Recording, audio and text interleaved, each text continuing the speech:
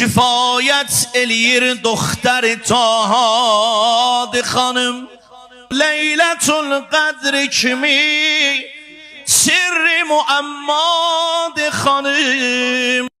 Alemin rəhbərinə Ümmi Əbi Hadi xanım, təkdi Zəhra bəşəriyyətdə denə. Gəl bugün məclisi İsmətdə denə. Sil gözümün yaşı ilə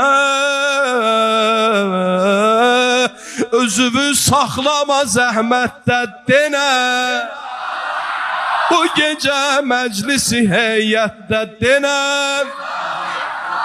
Bu gecə məclisi heyətdə denə. Ya Zəhra ey cemali hak nişani, roşan ettin bu cihani. Qədəmin olsun mübarək ey pənah-ı asimanın, ey pənah-ı asimanın. Əya xeyrun nisa, sənə canlar fəda. Ürəkdən şad olub bugün əhli vila.